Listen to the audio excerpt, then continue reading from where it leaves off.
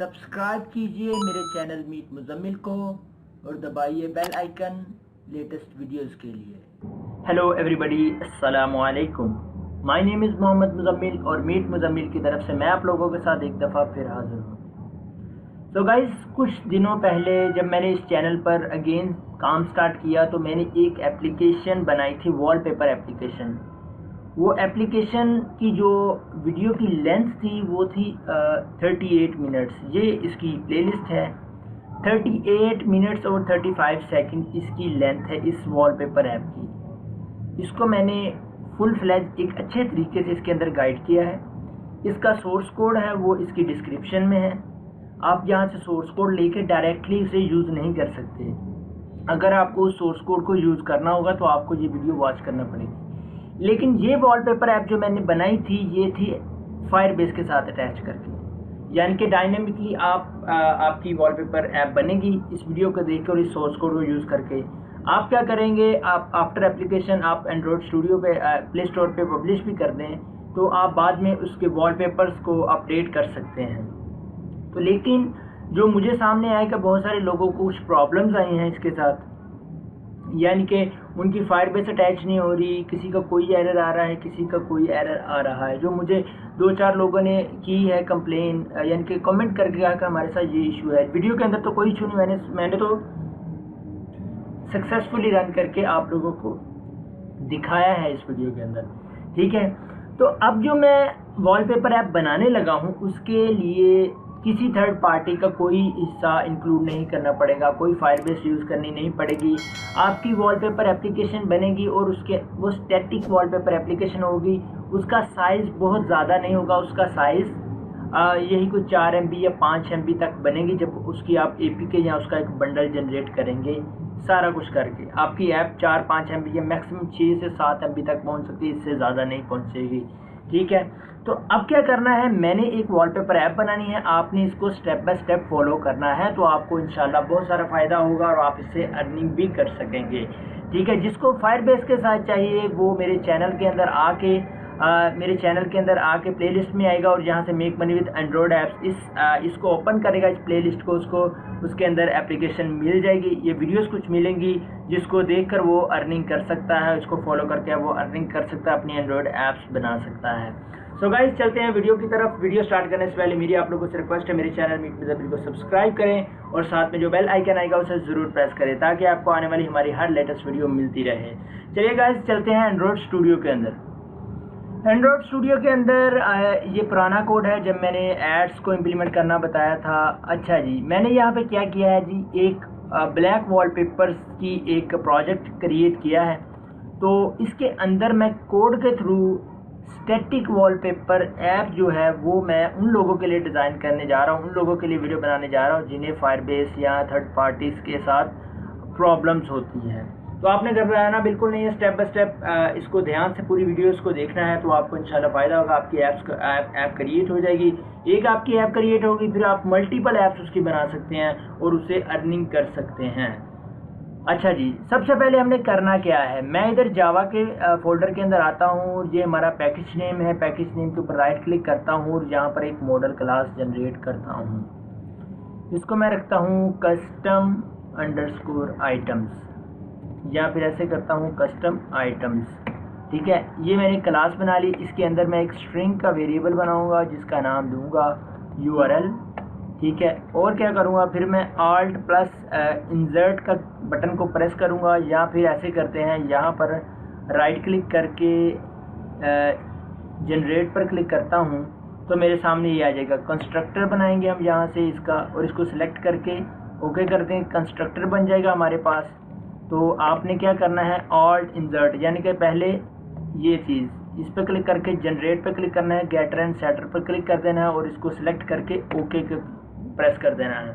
आपके सामने इसके गेटर और सेटर बन जाएंगे। गेट URL, सेट URL ये चीज़ बन चुकी है और ये हमारा कंस्ट्रक्टर है। अच्छा जी, इसके अंदर इसको मैं बंद करूँगा, हमारी मॉडल क्लास कंप्लीट होगी। इसके अंदर मैं क्या क्या चीज़ें बनाऊँगा वो मैं आपको नोटपैड के अंदर बताता चलूँ कि हम क्या क्या चीज़ें इसके अंदर बनाएंगे, यानी कि किन स्टेप्स को फॉलो करते हुए हमारी ये जो ऐप है वो कंप्लीट होगी।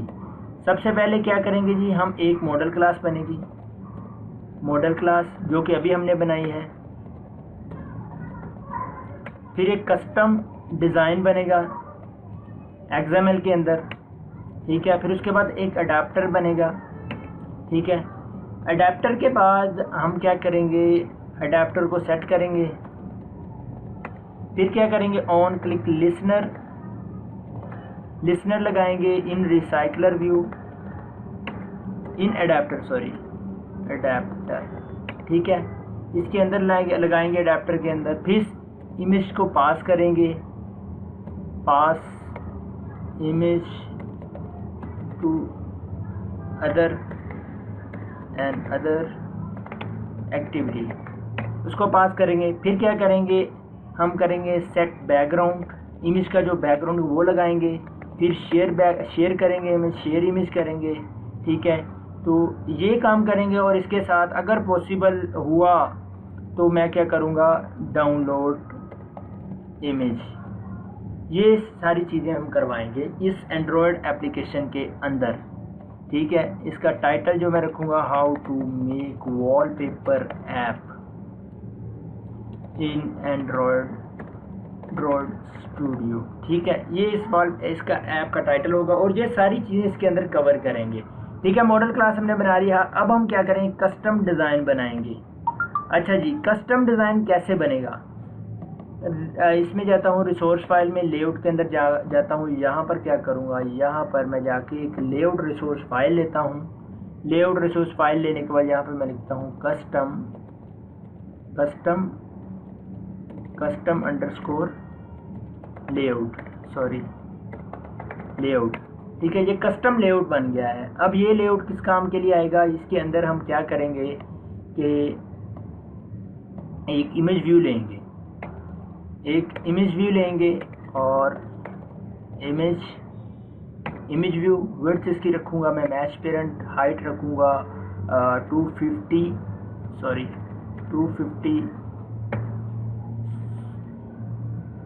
ये प्रॉब्लम 250 dp, ठीक है। 250 dp रख दिया मैंने, ठीक है। इसको जो मैं दूंगा ID भी दूंगा, इसे हम एडाप्टर में फैच करेंगे IMG, ठीक है। IMG मैंने इसको ID दे दी है। और इसके बाद क्या करेंगे हम कि इस ऊपर वाली लेआउट को मैं पैडिंग दे दूंगा, पैडिंग 10 dp।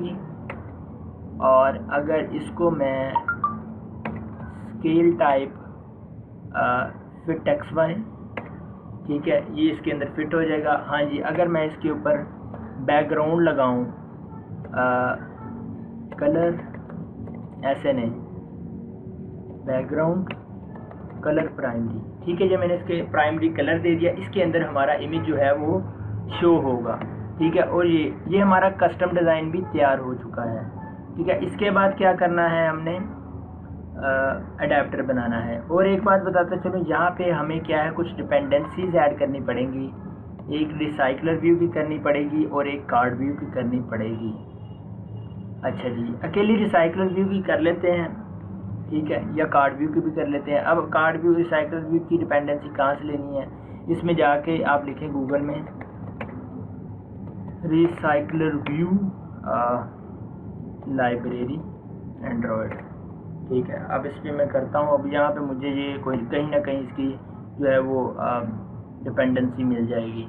थोड़ा सा स्क्रॉल डाउन आता हूँ और मैं यहाँ पर ये रही इसकी डिपेंडेंसी। इसको मैं कॉपी करूँगा, कॉपी करने के बाद मैं यहाँ पर पेस्ट कर दूँगा।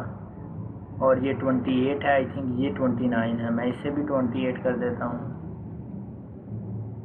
अब याद रखिएगा, जिस तरह का आपका STK वर्जन होगा ना, यानी कि आपका STK वर्जन है 28 और टारगेट STK वर्जन भी 28 होगा। और ये मिन STK वर्जन यानी कि कम से कम STK वर्जन को आप टारगेट कर रहे हैं, ठीक है। नीचे आएंगे, ये डिपेंडेंसी जो ऐड होंगी रिसाइकलर व्यू के डिज़ाइन की, वो भी इसका वर्जन भी इस तरह से होगा, ठीक है। अभी मैं क्या करता हूँ, इसको सिंक्रोनाइज़ करता हूँ। सिंक्रोनाइज़ करने के बाद अब मैं ढूंढता हूँ कार्ड व्यू की डिपेंडेंसी। यहाँ पे मैं कार्ड व्यू लिखता हूँ, कार्ड व्यू मैंने लिखा है। अब देखते हैं वो मुझे डिपेंडेंसी इसकी देता है कि नहीं। अच्छा जी, कार्ड व्यू, ठीक है।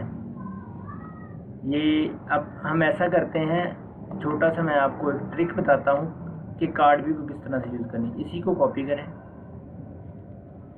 इसी को पेस्ट करें और यहाँ पर आप लिख दें कार्ड व्यू, ठीक है, और इसको आप सिंक्रोनाइज कर दें।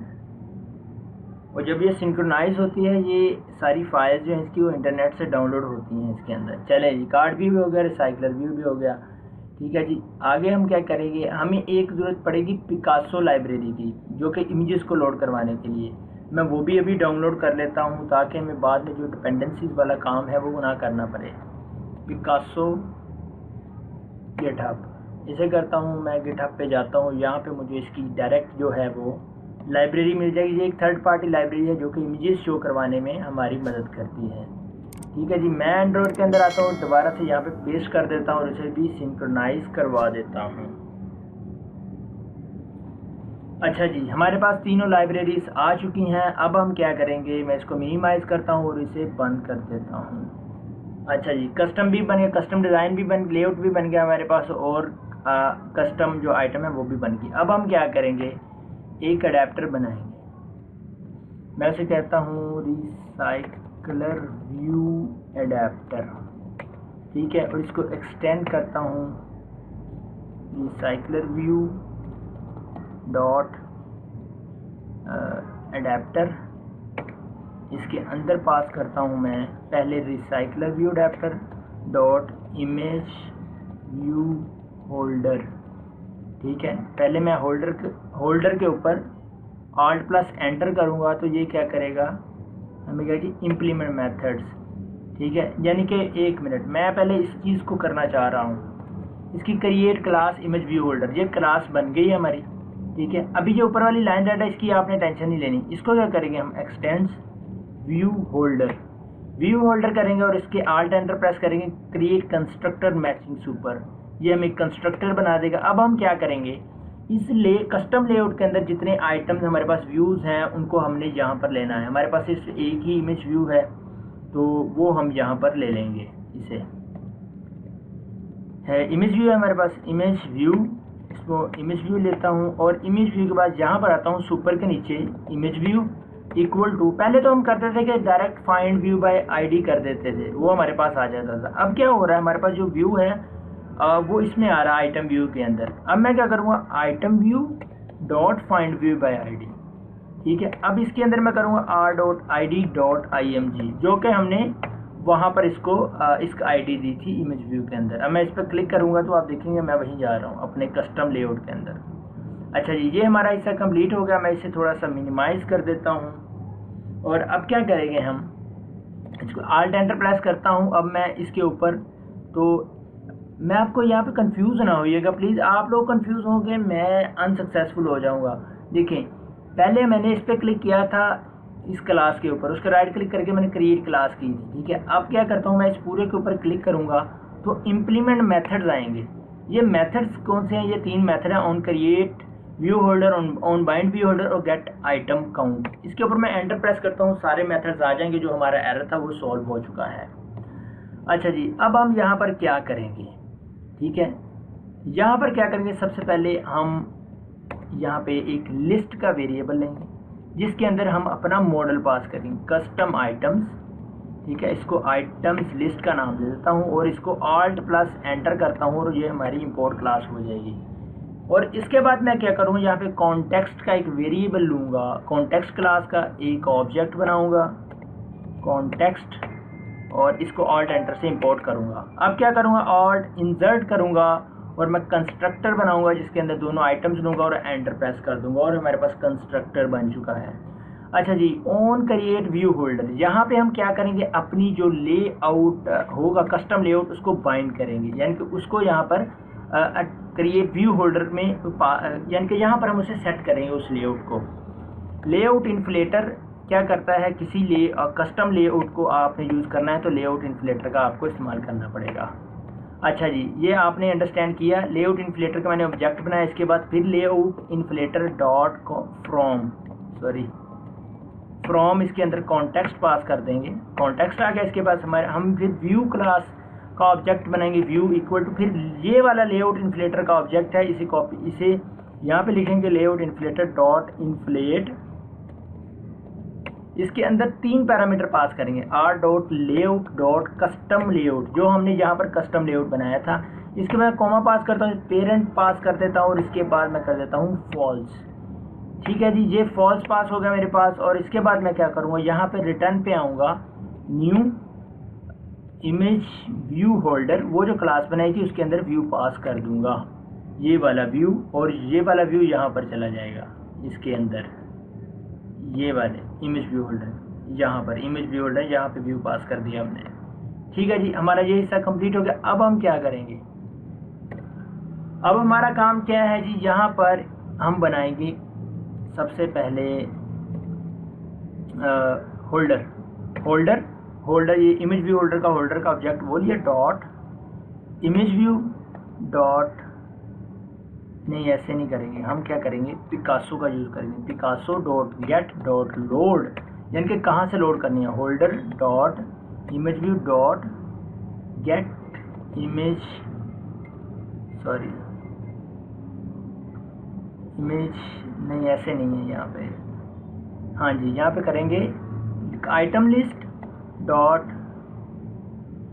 गेट के अंदर क्या करेंगे, पोजीशन पास करेंगे, इसके साथ डॉट लगाएंगे, डॉट गेट यूआरएल करेंगे और डॉट इनटू किस में शो करेंगे, होल्डर डॉट इमेज व्यू, ये वाला। आई होप आप इस चीज़ को अंडरस्टैंड कर पाए होंगे कि ये इमेज व्यू है, ये होल्डर है, होल्डर के साथ क्या क्या आइटम लिस्ट, ये जो ऊपर हमने आइटम लिस्ट लिया था, ये आप देख सकें अगर तो ये देखें, ये वाली आइटम लिस्ट।